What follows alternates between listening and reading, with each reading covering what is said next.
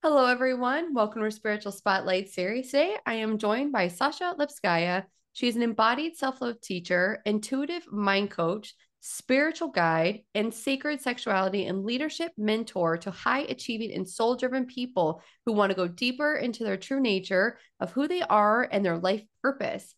Sasha, thank you so much for being on the Spiritual Spotlight series. I'm so happy you're here. Thank you, Garrett. Oh my God, Rachel. I almost called you Garrett, You can call me Garrett. That's fine. I I know. actually I was love like, that. it makes more sense, right? Of course. No, so thank you. Thank you, Rachel Garrett. Thank you, Rachel, for having me. I'm really happy to be here.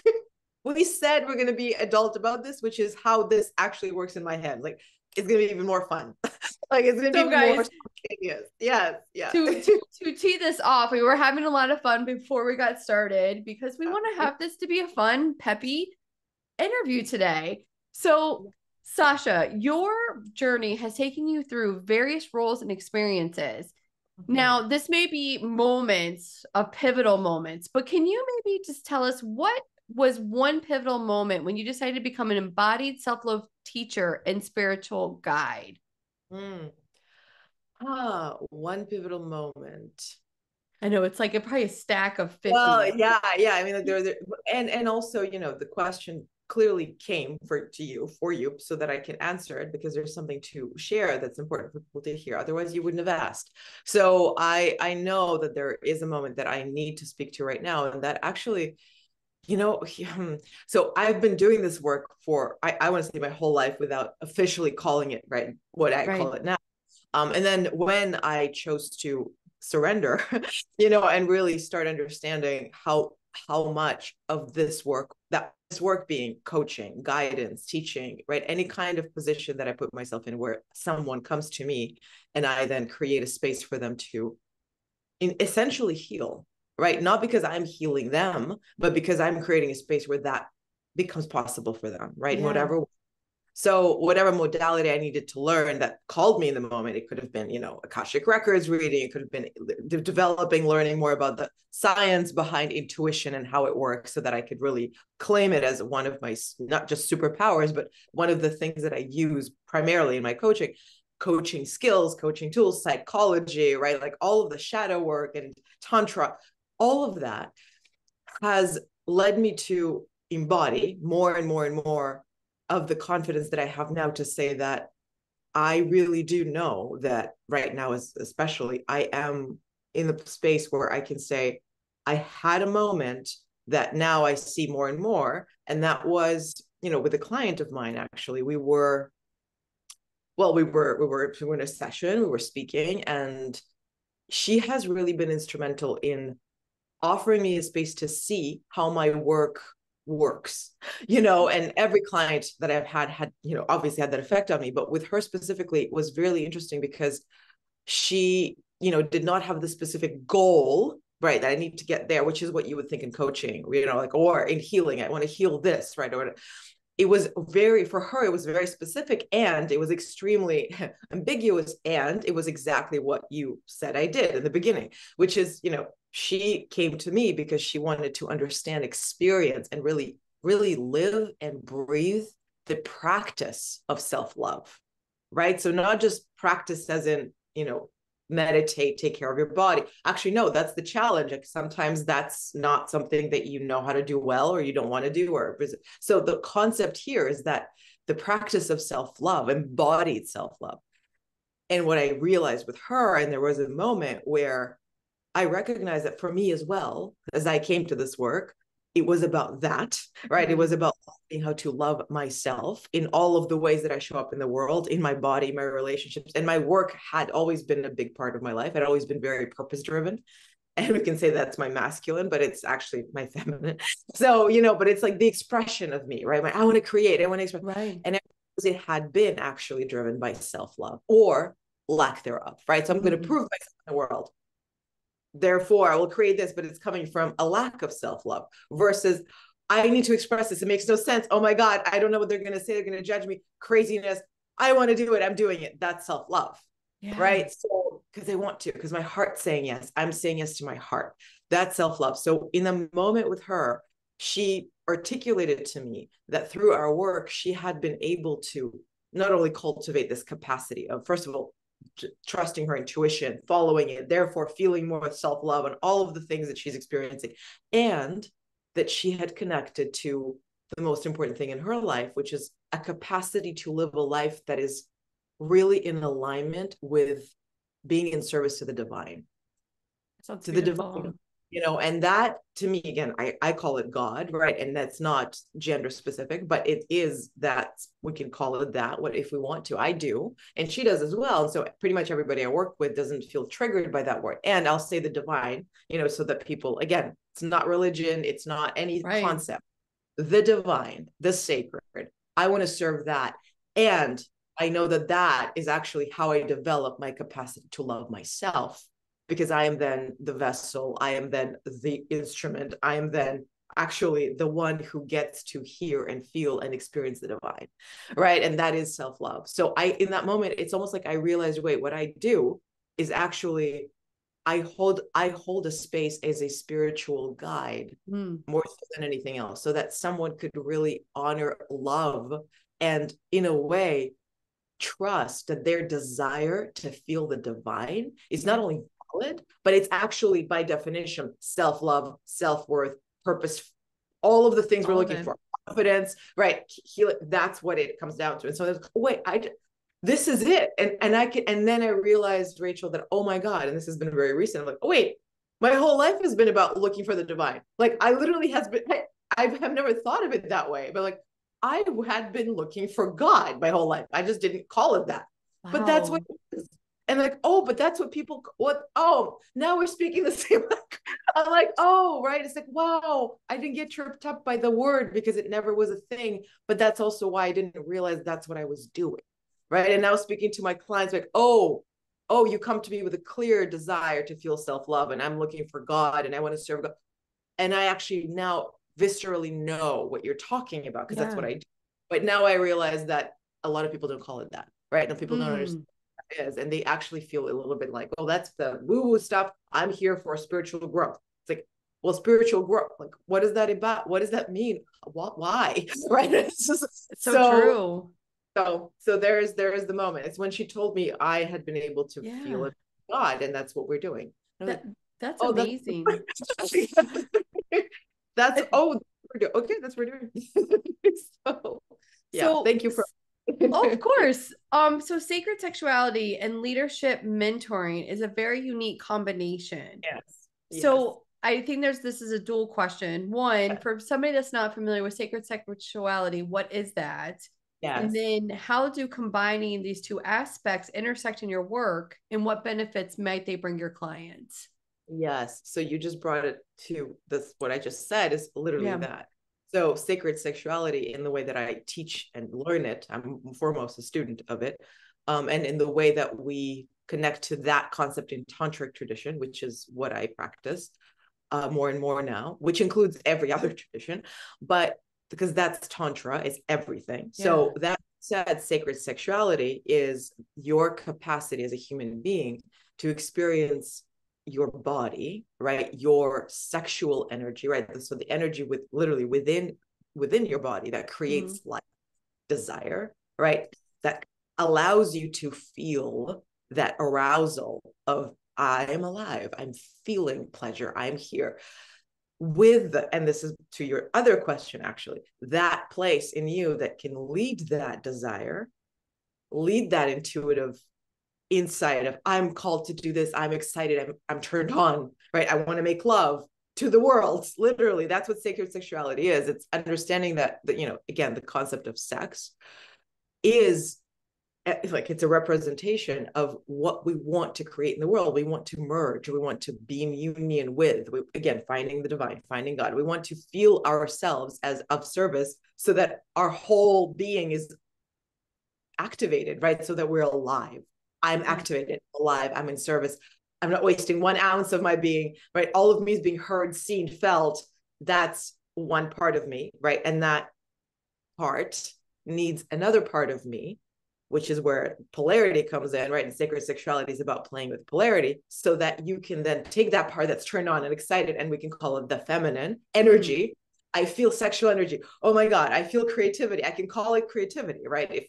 I can call it, oh, that part of me that then goes into my heart, and my heart wants love, right? Like, oh, okay, so that is the feminine energy.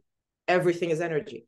Well, what is going to actually allow for that energy to then be directed, manifested, held, led to fruition in service to what it is that is actually coming from you as a response to very clearly something that's needed, right? You need to create this. You want to write a book, start a podcast, have a family. That's actually needed. The world needs that from you. For some reason, you don't think about it. It's coming from your heart. It is needed. Once you, again, start training your intuition, understand how it works. And by training, I mean, it trains you how to listen.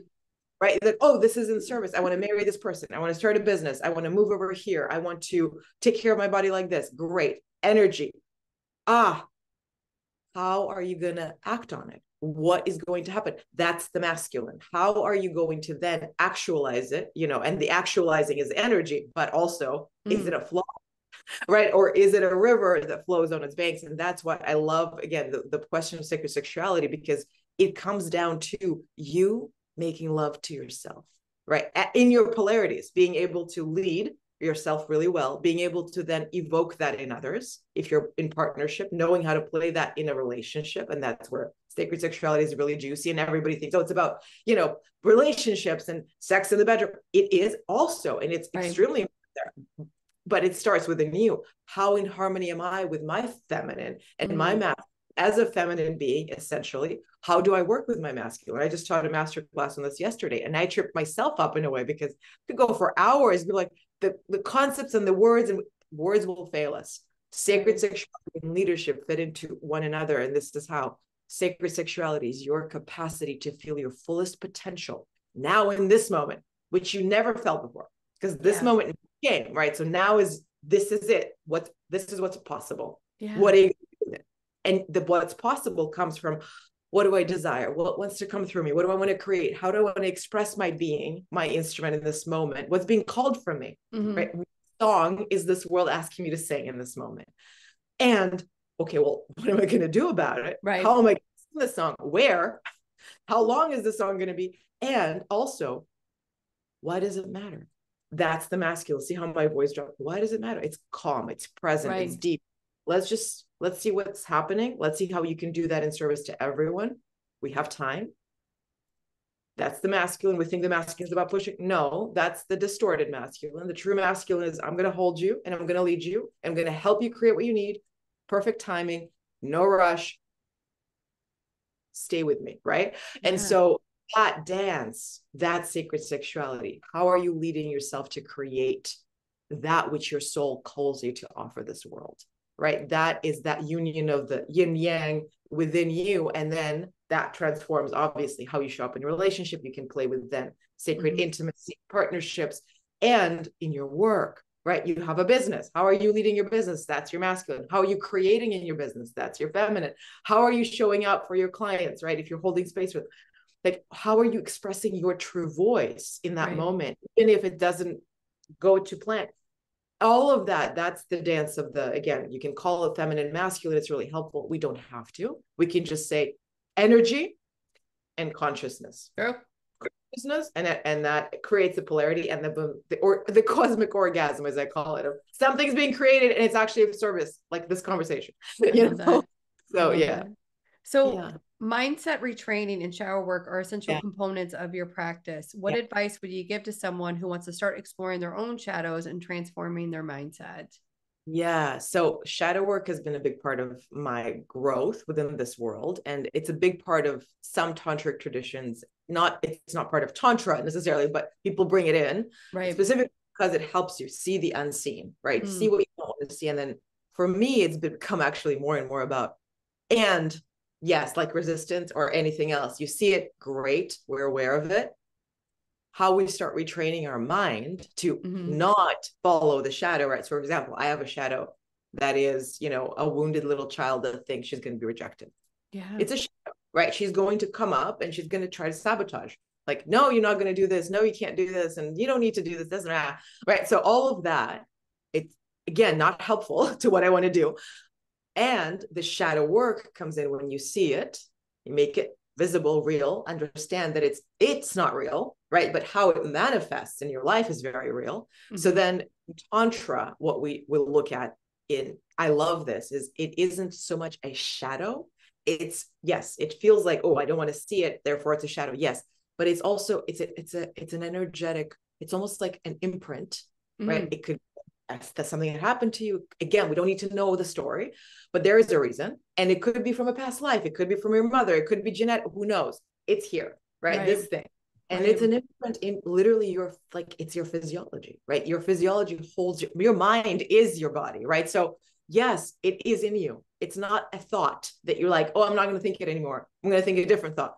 It is a thing, like an actual moving energy field in your body that will then literally close down your heart, for example, block the energy flow, make you not, right, respond to something in a way that you want to, because you're in survival mode, because you're being triggered, as we say sometimes, or because you're reacting.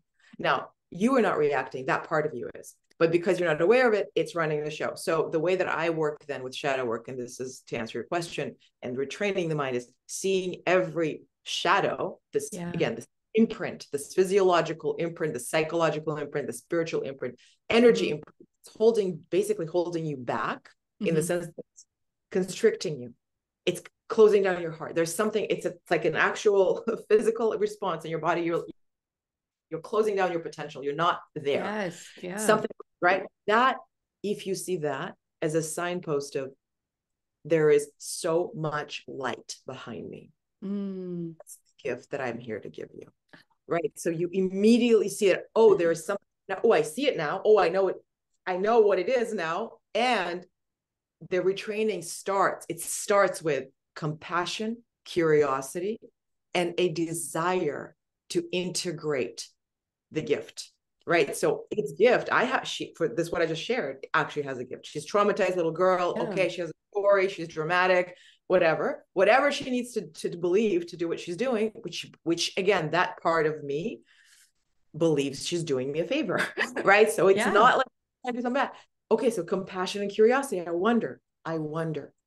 I'm resisting this. I wonder what the gift is. And as soon as I do that, my physiology changes. I then step into my full right self. My heart's open, like, ooh, there is this element in me and she's doing this. I wonder. Open. I receive. What's the gift? I choose to believe there is a gift. I choose to believe that this wouldn't be happening if there wasn't something here for me right now. It's important that I receive it right now because it's really bothering me right now. Right. And so what is it? And it's actually the fact that she is not nourished. She's starving. And on many levels, right? It doesn't have to be specific to everything. She's not playing. She's not being fed well. She's not given attention. She being this specific part, but I can say me, right? My body doesn't. Okay, so let me get even more curious. Where in my life am I bypassing my needs? Right. Where am I selecting what I desire, what I want? Right. Oh, okay. I need to sit down to eat. I need to take a walk. I need to say no to this. I need. Wouldn't it be interesting if whatever, like, I'm not going to do this. She's coming up. She's like, no, don't do this. You're not ready. You're ashamed. Okay. Valid. I hear you. What if I take the lead? Again, I take the lead. I promise you're going to be okay. And I hear you. What you need, I will give you. I will give you what you need. You need to be nourished, you need to be held. I hear you. I will give you that. And thank you. Right. So that conversation, it doesn't have to happen, right, in this like big dramatic way. But that actually is the practice. The practice is any shadow imprint, anything in you that's coming up that's not in service, so to speak, to you, is actually urgently yelling that there is some work, embodied work, that you need to do within yourself to realize where you're blocking the flow of life in your body, in your mind, in your psyche, that's triggering this response of survival, right? Of fear. Essentially, that's what it's fear, to be here now and to do what you want to do. So that you can then not just make it go away, you can learn what is on offer for you. Because I bet that whatever you receive will enhance whatever you want to do. So I want to step up and be on the webinar, and or interview, she's like, okay, you need something. Great, I'm going to give it to you. Can I show up and do this thing? I trust it's going to be great. I can feel her presence. Yes. An element of me saying, okay. And she can then become part of the experience. She can then say something and share something that will enhance what I can offer, because she's not just a shadow. She is an imprint from something that clearly impacted me, right? So whatever that is, I can use it in service when she's an ally, when she's not something that I'm like calling a shadow that I need to fix and get rid of the ego, right? It's like, no, actually, we can't get rid of it. And there's no need to. And also, it's actually not advisable. We can't even try, because the ego is part of how you experience life. Right. So what are you doing? I don't want to be in this life. Well, then whole other conversation, right? About spiritual work. And if you don't want to be in this life, it's a very different work we're going to do. Like, you're going to go to the Himalayas and live in a cave and just bliss out and check out. That's fine. That's fine. Right. But it's not the work I'm doing. That's not the work you're in. And I'm not here to do that work. Right. Right. So, yeah. So shadow, great. What's on offer? How can I help? How can we actually work together? Because I know, right? I know it wouldn't be here if I didn't choose consciously in some way that this would serve me somewhat. Consciously, I mean, on a soul level, right? Now I don't remember. But yes, of course. My nervous system knows. Yeah. Yeah. That was you have so many gold nuggets of wisdom in that answer. I would recommend that everybody goes back and listens to that specific answer. There's like so many like pockets of wisdom. I love it. So your podcast, Being Brave with Sasha Lipskaia, what does bravery mean? What? I need to ask you, let me record my intro. Sasha. I love her name. Okay, guys, like I love her name. I will say it all day long. You have no idea. So what does bravery mean to you in the context of personal and spiritual growth? Oh, thank you for the question. Bravery, again, brave, courage, right? Courageous. So the word courage, and I say this a lot because it's so like, wow. It comes from the word heart in French. Mm-hmm. So being courageous, AKA being brave, means living with an open heart, right? And that's back to sacred sexuality, retraining your nervous system, integrating your shadows, right? Not being afraid doesn't mean you're not fear, right? It means I don't feel that like my fear is worth my closing my heart, but I very much feel fear all the time, right? Yeah. So that's what I choose to, right? I choose to know that this is more important. My open heart is what I'm here for. Right. So open, broken heart. I was like, it has to be, because it's feeling so much and it has to grow, which means it has to be open and keep breaking, right? So that it could grow. Not because it's broken and we have to fix it. No, it's broken because it's part of how your heart knows its capacity to love, back to love yourself. That's what you do. Now, bravery for me has been I would say it's the one thing, courage, bravery, the one thing that has led me through life. Like, I've doubted myself. Like I said, that I've created different roles. I've played different roles. I've tried to achieve. I've come from a place of, thinking I knew and wanted this, and it wasn't that. A lot of, again, shadow, right? A lot of bypassing the truth of my intuition, although I was very intuitive always. What got me through it? Through it, I don't mean get over it. I really went through it to understand how to work with my gifts and my intuition and not let them actually become my handicaps, which they could have been. That's what happens to us when we don't work with our gifts, right? So it's being courageous. It's being brave. I had to say, I don't know. And I did this my whole life. I don't know. I don't know. I don't know. Something does.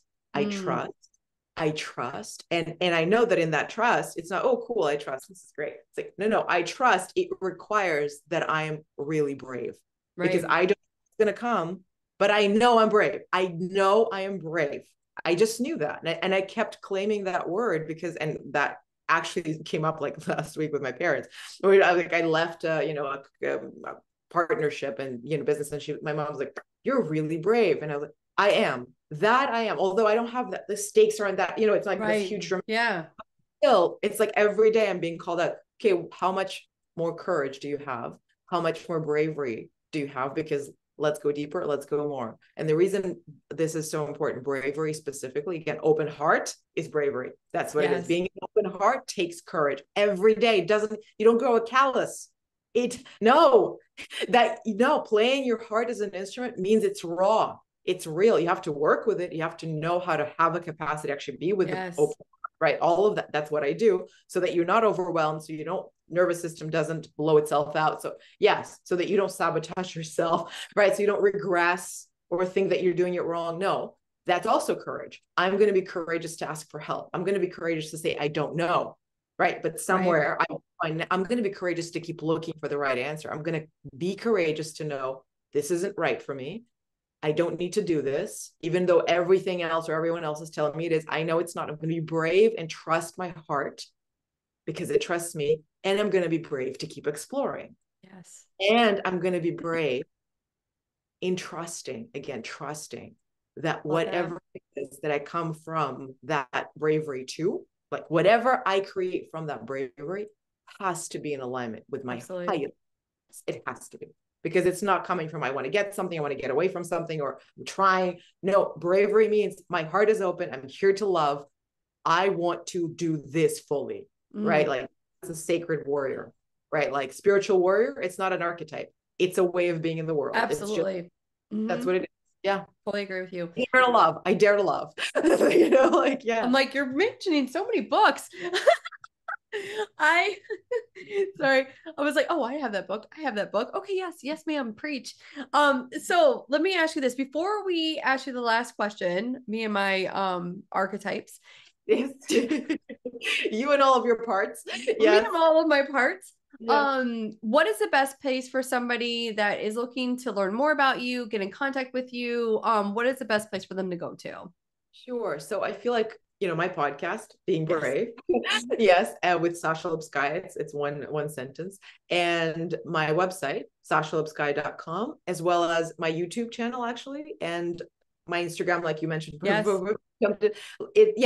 And my YouTube channel, and I would say my website are probably the best places to see all my offerings in terms of, you know, free masterclasses I'm offering and however else we can engage, and also just to learn more about my weird, quirky, brave self. I love your weird, quirky, brave self. So in your bio, you mentioned daily practices for healing and spiritual growth. Can you maybe share some of these practices that our listeners can incorporate into their daily lives? Yes. So I will share two right now for everyone listening, because we spoke about sacred sexuality. We spoke retraining your mindset, right? And we spoke about bravery, courage. So it starts and ends with one thing: having the capacity to feel your heart, really feel your heart, not just know that your heart's there, not just like, yes, I hear it. No, like really hear your heart, which is how you train your body to then respond to your intuition and not mind, right? And not your, again, any shadow or imprint you have. And back to, you know, the practices, it doesn't just come with, let me hear my heart. For a lot of us, the reason we don't, I feel, especially for women, is we are also extremely disconnected from our lower body, our wombs. So for me, when I say speaking to the heart, right, listening to the heart, I mean listening to the womb heart. So it's the heart into the gut, into the womb. Even if you're a man, you have an energetic womb, right? There's space inside of you that holds this creative sexual energy. That's, now for women, very real. We're like, oh yeah, that's where babies are formed in our bodies, right? So like, oh yeah, so that heart that I speak about, its root goes right in and through the womb into the earth, and then it opens like a flower, right? And it connects to the sky, and it connects to the whole universe in however way you are called to experience that. And so your heart is your whole being, right? But physically being able to be with your heart in your chest, first and foremost, starts with two practices. So I will offer this, you know, in sequence. So you start your day with, especially if you feel a little bit disconnected from your intuition or the truth of what you want to do, that's what it is. Feeling your womb first, right? So feeling your pelvic floor, feeling that space between your hips, right? There's understanding that there is this very potent wisdom center in you that we often don't talk about. And if this center is not heard, if you don't know how to feel it, it's not that you can't, right? You might never, you just haven't practiced. So this is what you do. You start practicing, and you can, you know, squeeze your lower abs, squeeze your lower, you know, lower body muscles, your Kegel muscles, really feeling that sexual center and understanding that again, that's where that sexual energy lives. It will Mm-hmm. rise, create. But for you to open your heart and to live with a brave, open heart, you need energy, you need stamina, and you need a connection to that guttural knowing of I am safe in this knowing. The knowing that I'm safe in the knowing, right? I am safe in to know the truth. I am safe in my body. My body knows. And I feel connected to the part of me that wants to express this truth. And that's where, again, the womb healing work comes in. Is you don't have to do anything. Just feel first your womb. Take 3 deep breaths into your womb through the nose. We can do it right now. You don't have to do anything. Just breathe into your womb space. If you don't feel it, don't worry about it. You will eventually. Keep practicing. Squeeze those lower muscles, lower body muscles, lower Kegel muscles. So true. Whatever you want to call them, the lower muscles, just to help yourself locate that area.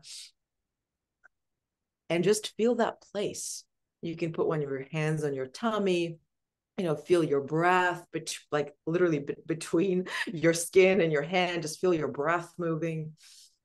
And as you do that, then feel that energy energetically, just feel rise. That energy is rising, right? So you can feel the energy rise. If you're intending to, you will, into your heart. If your intention is to feel your heart, you will feel your heart receive this energy. It's like roots from a flower getting this water. Okay, it's safe. It's safe to be in my body. It's safe to feel my heart. It's safe to know the truth.